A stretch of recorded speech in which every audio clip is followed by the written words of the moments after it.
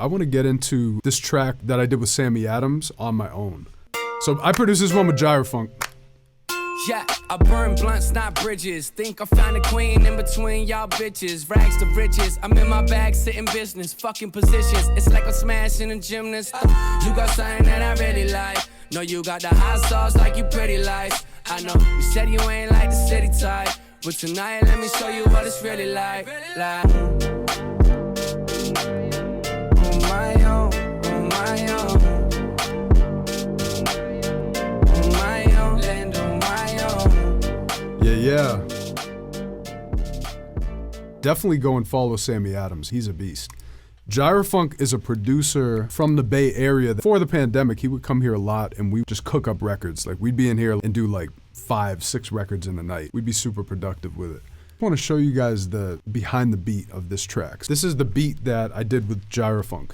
Just looking at the session, surprise, surprise, there's 7 tracks in this beat. Really, really simple. It looks like it's just a kick, snare, clap, and a hi-hat for the drums. So let me solo the drums first. So these drums are from Drums That Knock Volume 4.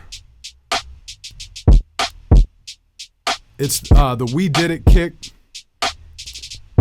Nativity rim shot, and the WN hat 1.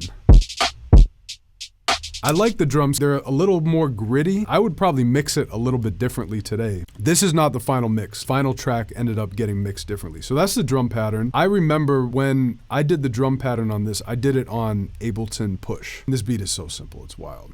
I have a drum rack and I put the sounds on one drum rack at first and played it out. And then I separated the track into different stems just so it's easier to send to Sammy. On the hi-hat, WN hi-hat 1, I have a delay on it. And the way I use delay in this case is it's throwing the hi-hat a little bit off the grid. It's throwing it off time.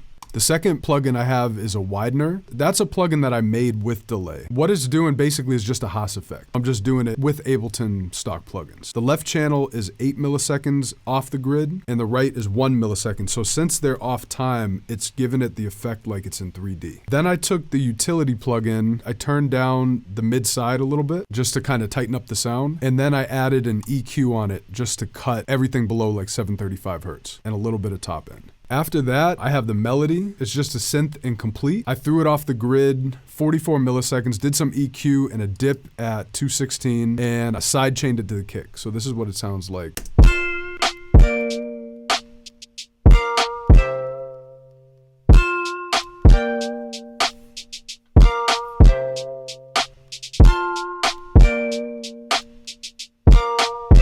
So every time the kick hits, because I have sidechain compression on it with the compressor, it's ducking out the melody just to make more room for the melody. And then the next element is Tube 808, which I just loaded in Simpler, and that's from Drums That Knock Volume 4. I didn't do anything to it except, hold up. Yeah, there's nothing. Yeah, the compressor's not doing anything. I have nothing on it, so this is what it sounds like together.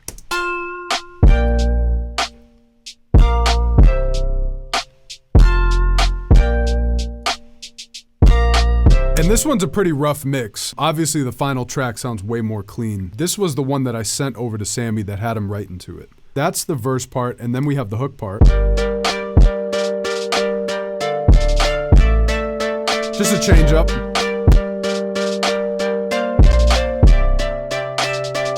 And then broke it down. We took the drums out here.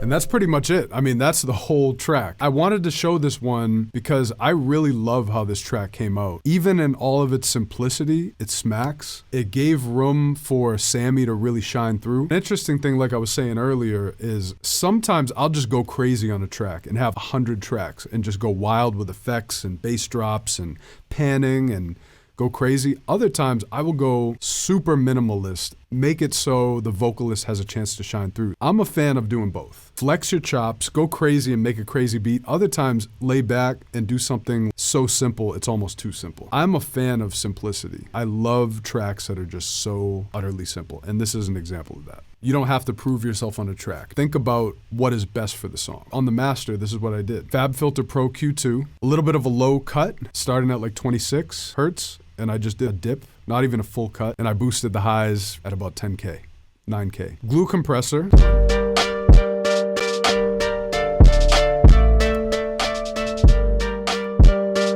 Just a little bit of soft clipping, and that is it. DECAP.